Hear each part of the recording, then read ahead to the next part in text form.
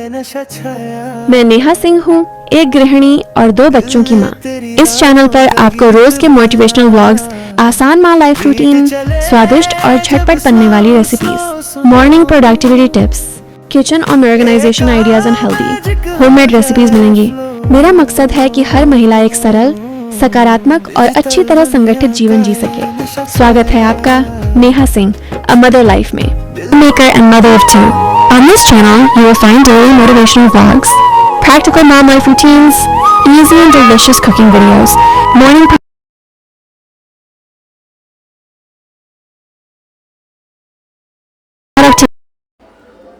Hello everyone, very very good morning जी। ये है बसंत पंचमी की सुबह से ब्लॉग की शुरुआत हो रही है। सुबह के बज रहे हैं 5:30 और मैं बना रही हूँ यहाँ लंच बना रही हूँ क्योंकि हस्बैंड को जाना है ऑफिस, बेटा जाएगा स्कूल। मतलब सब अपने अपने जगह पे जाने वाले हैं, कोई नहीं घर पे रुकने वाला।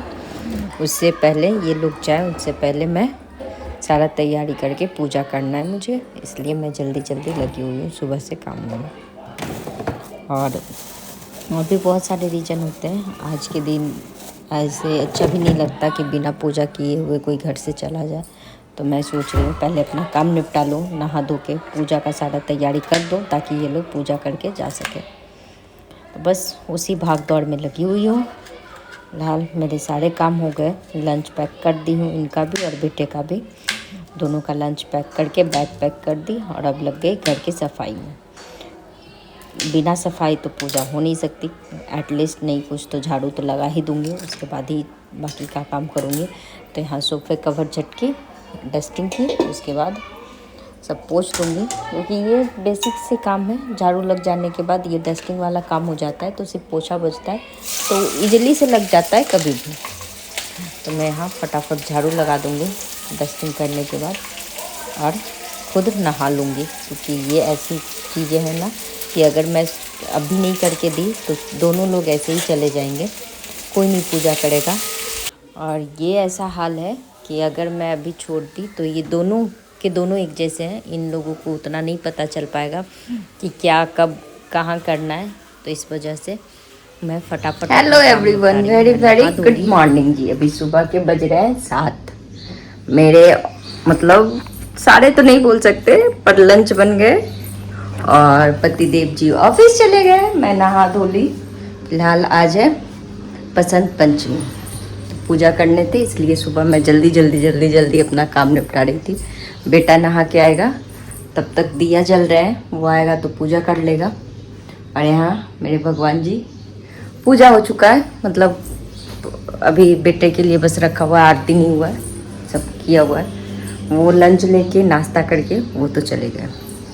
अब रेडी करना है बेटा को रेडी करके उसको स्कूल छोड़ना है। और छोटू रानी अभी तक सो रही है, ये देखिए, ये लड़की अभी तक सो रही है, मज़े में सोने छोड़ देते हैं, करेगी भी क्या जग के। और मेरे सुबह के भाग दौड़ वाली लाइफ फ़िलहाल अभी चल ही रही है और चलेगी ये 15 से 20 मिनट और, क्योंकि बेटा को जाना है स्कूल, तो उसको जब तक नहीं भेज लेती तब तक चैन से नहीं बैठ पाऊंगी। ये लो उठो, पानो कपड़े जल्दी से, पूजा करना है, जल्दी उठो निकलो। और वो देखिए नहा के कंबल के नीचे घुसा हुआ है, किधर से घुसा हुआ है ये भी नहीं पता चलेगा आप लोगों को। फिलहाल तो अम्मी को नहीं पता चल रहा है कि घुसा हुआ किस साइड से है ये, तो आप लोगों को क्या पता चलेगा। ये देखिए नहा धो के घुसा हुआ है, चलो उठ जा। यहाँ मेरा बेटा भी रेडी हो गया पूजा वूजा करके। चलो हम लोग, स्कूल जा रहा है, स्कूल से आएगा आगे की बातें तब।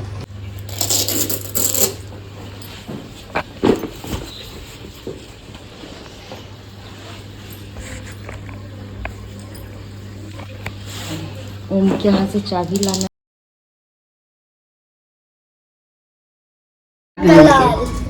चाबी मिल गई। क्या ये क्या होता है? पहले के जमाने का हुआ था, जो बात नहीं मानता ना जिसकी, अरे वो चलो बंद कर लो। चलिए सुबह कर तो उसको छोड़ के आई, उसके बाद मैं अपना काम की। और ये है शाम का, फिर हाँ उसी दिन शाम का है, हम लोग जा रहे हैं मंदिर। यहाँ एक बहुत ही अच्छा मतलब सरस्वती जी वहाँ बैठते हैं, प्रोग्राम होता है वहाँ। यूपी बिहार से छोटे छोटे कलाकार जो होते हैं, भोजपुरी मगही, वो कलाकार को बुलाए जाते हैं और स्टेज शो होता है। फिलहाल तो आप लोग दर्शन कीजिए सरस्वती जी के। ये हैं यहाँ के सरस्वती जी। माता रानी अपना आशीर्वाद बनाए रखिए।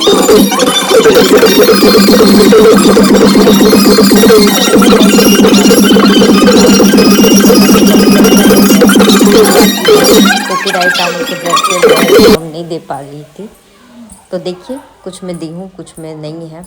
और यहाँ जैसे ही अंदर एंट्री की वैसे ही मस्त से सॉन्ग चल रहे थे। और ये सारे जो कलाकार हैं वो यूपी बिहार से लाए गए हैं। यहाँ एक मतलब समिति चलता है जिसमें यूपी बिहार के लोग इकट्ठे होते हैं सारे, और उधर के सारे फेस्टिवल मनाए जाते हैं, जितने भी फेस्टिवल्स हैं।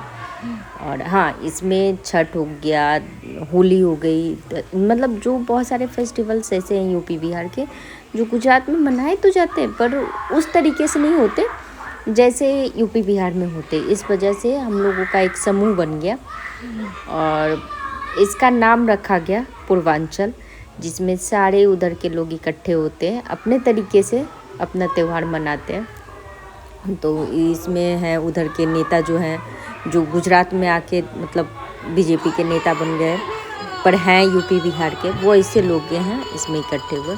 और ये बच्चा है 12 साल का बच्चा है, पर इसके गाने इतने सॉलिड और इतने अच्छे थे ना, मतलब दिल खुश कर दिया। आपको यकीन नहीं होगा कि ये 12 साल का बच्चा बिहार का है और इतने मस्त गाने गाते हैं। भोजपुरी हो गया, हिंदी हो गया, मतलब सारे गाने गा रहा था ये। तो चलिए, कुछ के साउंड है, कुछ के साउंड नहीं है, तो आप लोग भी इंजॉय कीजिए इस चीज़ों को। मैं बहुतों में साउंड दे दी हूँ क्योंकि अब पता नहीं क्या होगा, बस आप लोग मनाइएगा कि कॉपीराइट ना आ जाए। ऐसे आनी तो नहीं चाहिए पर पता नहीं। चलिए, ये बच्चे को आप बोल सकते हो छोटा पैकेट बड़ा धमाका, मतलब मस्त के इसके साउंड थे। अभी तक उसकी आवाज़ कानों में गूंजते हैं। मैं बहुत सारी क्लिप इसकी अभी भी रखी हुई हूँ, अगर मौका मिला तो मैं ज़रूर डालूंगी उस क्लिप को। और यहाँ सारे सब इंजॉय कर रहे थे, मेरे बच्चे। और बोल रहा मैं हिंदी बोला, मैं इंग्लिश बोल रही है। मुझसे कह रही शफीक जी आपको इंग्लिश नहीं आती है? हमने कहा मैडम जी जितनी इंग्लिश पढ़ लो, जब पीछे कुत्ता पढ़ता है तो हिंदी मगाने मजा आता है। अब फिर कुत्ता अपनी तरह से बोलता है इसे। Excuse me, hello. यूपी में बारात घोड़े पर आती तो घोड़े के चलने की आवाज कैसी होती है? लगाम किसे? घोड़ा चिल्लाता कैसे? रॉकेट कैसे बजती है? लड़कियां विदाई में कैसे रोती है हमारे यहाँ? सही है। लड़की के दरवाजे पे बारात पहुंचती है, आतिशबाजी होती है, मतलब रॉकेट के अंदर माचिस लगाई, ऊपर कैसे जाके बोलती है रॉकेट। ये देखिए रॉकेट की आवाज ये रही।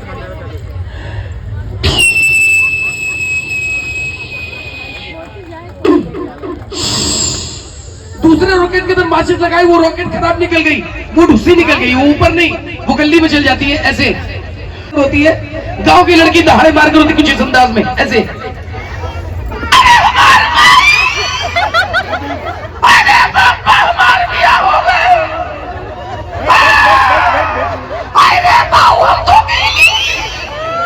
ये गांव की लड़की थी, शहर की लड़की शादी होती है, ज्यादा पढ़ी लिखी होती है, 1 किलो का घूंघट होता है, 1 कदम बढ़ाती है, रहती है।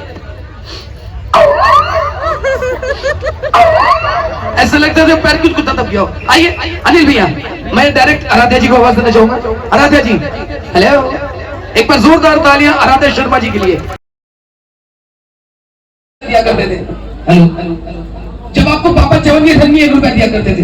याद है उस समय जब कोई मेहमान हम लोग के घर पे आता था, जब वो जाने वाला होता तो हम लोग बड़े खुश हो जाते थे, या राजा कुछ पैसा देके जाएगा ये आदमी, है ना। अब वो जैसे ही जेब में हाथ डालता हम लोग बड़े खुश, जब उसमें से 10 की नोट निकालता बम्पर खुश। मगर याद होगा जैसे हमारे हाथ में 10 की नोट आने वाली होती है, हमारे पीछे से किसकी आवाज आती है? किसकी? मम्मी की। अरे नहीं तुम मत, तो पैसा बच्चे को मत देना बेटे, गंदी बात, आग लग जाती तन बदन में। यही हमारी अम्मा है, आप पैसा चला गया। मगर वो 10 रुपए हम लोग को देके जाता था, फिर उसमें से अम्मा 8 रुपए TDS काट के 2 रुपए देती थी। आज उसी का नाम GST है। ये बचपन से लागू, मोदी जी को भी पता चला। अच्छा लड़कों को जरूर याद होगा इनके साथ हुआ होगा, इनके साथ हुआ होगा, इनके साथ तो पक्का हुआ होगा। आपको जब बचपन में मम्मी कूट कूट के मारती तो आप लोग रोते रोते कहते थे हमारा पहले 120 रुपए तुम निकालो। उस दिन मामा बचाती 50 दिन 20 दिन लोग जोड़ के बैठते थे। routines, kitchen organization ideas, and healthy homemade recipes.